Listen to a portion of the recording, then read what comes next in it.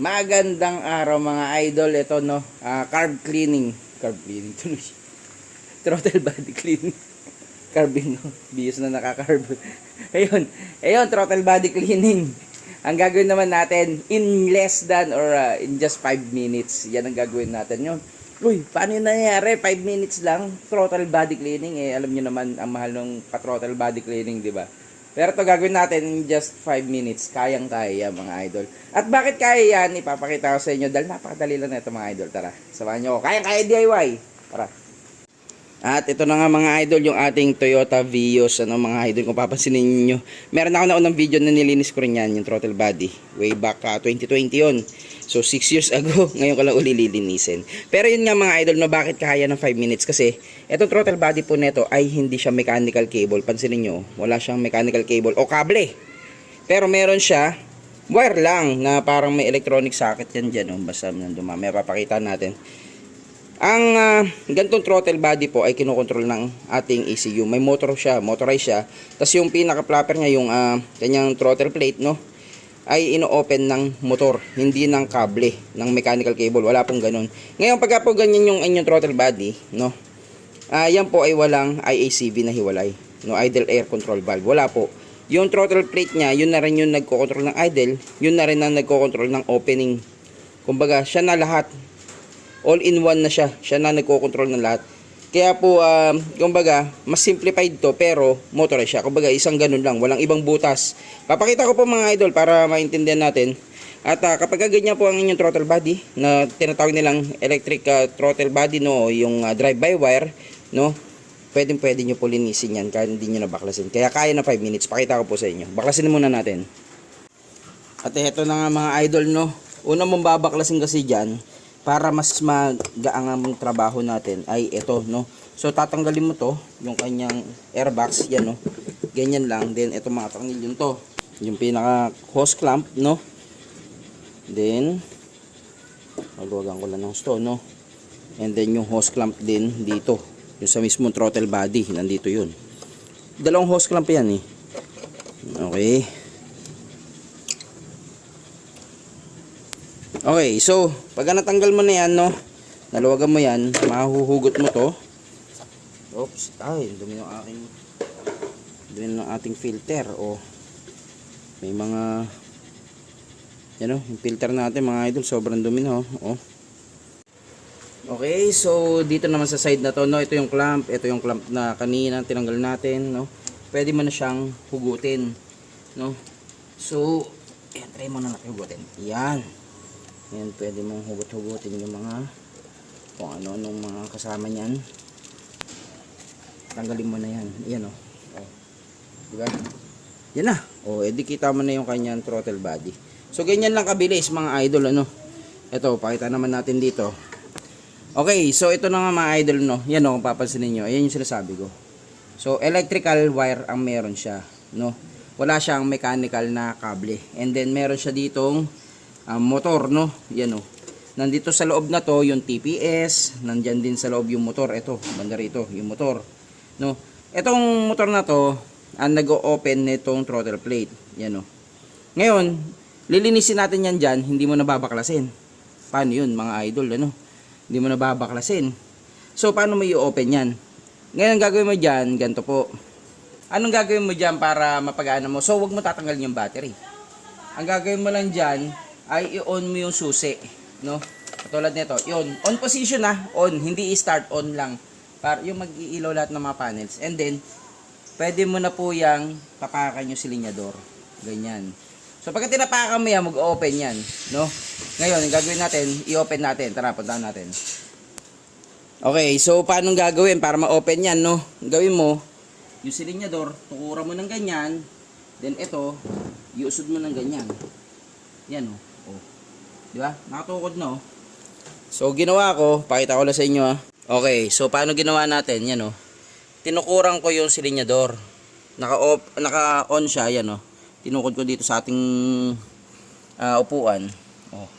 Ngayon, yung susi na sinasabi ko, yan, oh. Naka-on lang siya ng ganyan. Then, papakita ko sa inyo kung ano yung naging, ano niya. Ito. Oh, tingnan mo, oh. Di ba? Naka-open na siya. ganun yun mga idol, no? Pakita ko sa inyo naman yan pagka binomba ko, ha. Yan, pakita ko sa inyo pagka binobomba yan.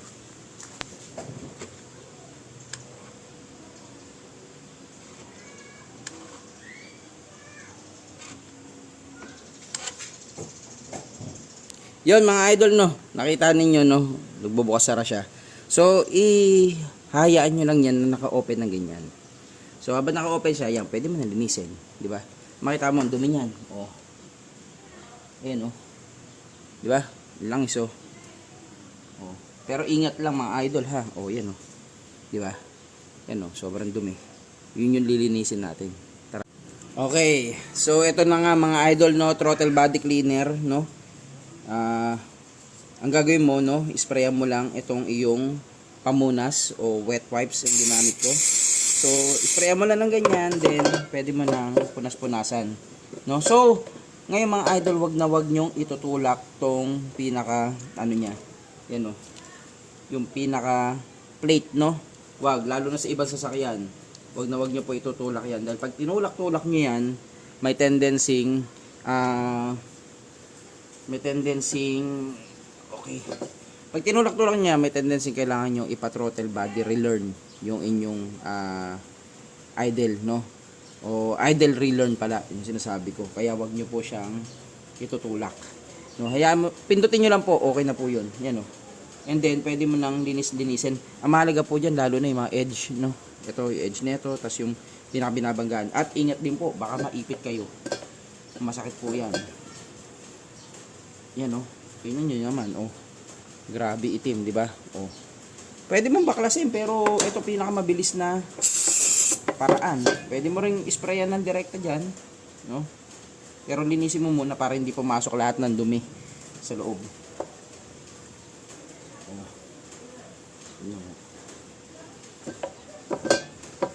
Oh. So, ganun lang mga idol, no? Pagka yan, natanggal mo na yung mga maraming dumi, pwede mo nang isprayan ng direkta, okay lang yun. Kumbaga, isprayan mo ng direktang ganyan. Pagka kunyari malinis na, no? Tanggal mo na ibang grinds, pwede mo nang direktahin yan. Yung na pag ganun. Mamaya pakita ko sa inyo. Yan, oh. Oh, di ba? Sobrang itim, grabe. O, lalo na tong unang-una, oh. Di ba? Sobrang itim, sobrang dumi. No? So, ganyan lang mga idol, no? Lilinisin mo lang yan ng ganyan. Then, oh, okay na. Di ba? Yan mga idol, no? Linisin nyo lang, napakabilis o napakadali lang naman, kayang-kaya i-DIY at malaki po, sobrang laki ng i-improve niyan. Lalo na kung ganito yung throttle body ninyo, no? Yung drive-by-wire, napakadali lang, kayang-kaya kahit sino, di ba? Then kapag nalinis mo yan, balik mo lang lahat, okay na. Balik ka ng air filter, mas maganda. Ayun. So tuloy ko lang po mga idol, basta po linisin nyo lahat ng kaya nyo linisin. Wag nyo lang pong papuwersahin yung plate gumalaw. Ayan nyo lang po nakatuod ng ganyan. At eto naman mga idol, no, close up view. Tingnan natin yan, no. Okay. Yan, no. Okay. So, yan. Pagka natanggal mo na yung mga heavy grimes, no, o heavy dirts, yan, pwede mo na may sprayan yan, no. So, dahan-dahan lang. Ano lang ba? Yung panigurado lang. Yan. Ngayon, ang tanong dyan, okay lang ba sprayan? Okay lang. Natanggal mo na yung mga malulupit na dumi, no? Yung mga matitigas siya, yung makakapal eh. Ngayon, kahit pumasok yung carb cleaner dun, okay lang, lalamunin lang nung makina yun. Walang problema yun. Langis nga, pumapasok dyan eh. Yan, then punas-punas ka lang. Yan, oh. Okay, so punas-punas lang tayo. Yan. Okay, so linis-linis lang po. Okay, no mga idol, ito na, no. O, nalinis na natin lahat. Pati ito mga idol, linisin nyo na, ha. Tapos kung meron kayong bagong air filter, mas mainam. Yan. Ngayon, install lang natin lahat, no. Reverse order lang, no, itong mga to. Then, okay na. Yun, mga idol. Ngayon, paalala ko lang, ha. Ito. Yung ating map sensor, ayan po yun, no. Yung nasa loob. Yan, diniscuss ko po yan sa isang video, sa naunang video. Linisin nyo na rin po, isabay nyo po yan.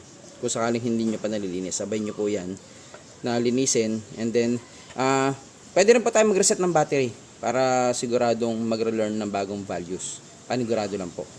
Yon mga idol. So, kapag throttle body, ha, pag naglinis ng throttle body, required talaga na mag-relearn ka o i-reset mo man lang yung battery. Kung may ibang procedure ang inyong sasakyan via OBD, pwede nyo gawin din doon, no? Pero sa Toyota, no, tanggal battery lang, okay na.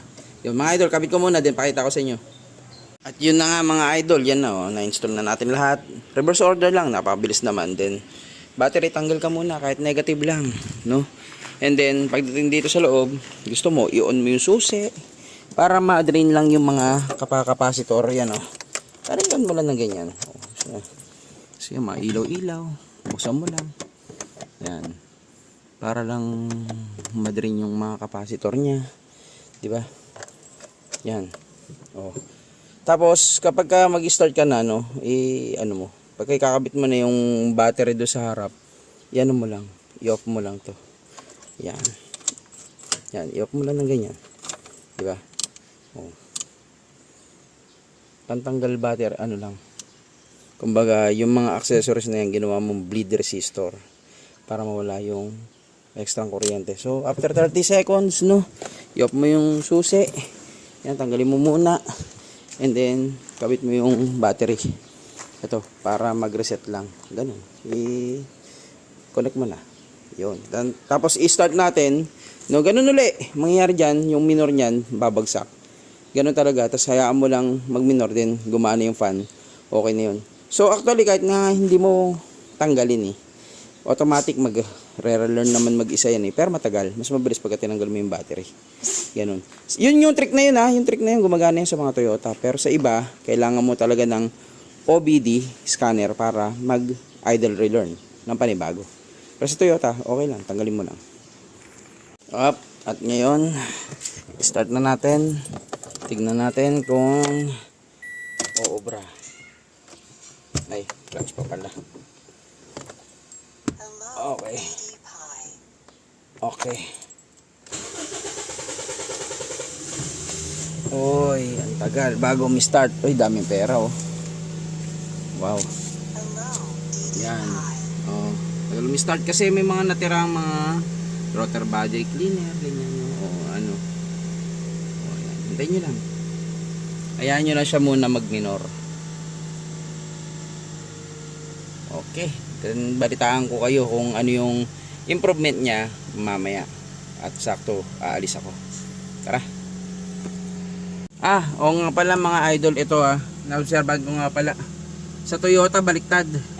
No, pag throttle body nga pala, sorry. Yung nakaraan, 'di ba, pagka tinanggal mo yung baterya, bumabagsak. Sa ano naman, kapag throttle body, bumabaliktad naman. Taas yung minor. Hanggang mamaya ganyan din 'yan. No? Pag gumanyan po mga idol, hayaan nyo lang, no? Hayaan nyo lang siya mag-minor. Ganun po talaga yan. Hayaan nyo lang mag-minor hanggang mamaya. Kasama po yun. Kung ano man yung mangyayari sa minor niya, maaaring tumaas, bumaba. Hayaan nyo lang po.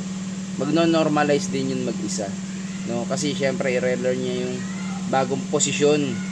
Yun Di ba yung TPS natin, kumbaga, kapag hindi mo yung tapak, meron niyang 20%, may percentage yun yun yung pinaka-open niya, yung position niya.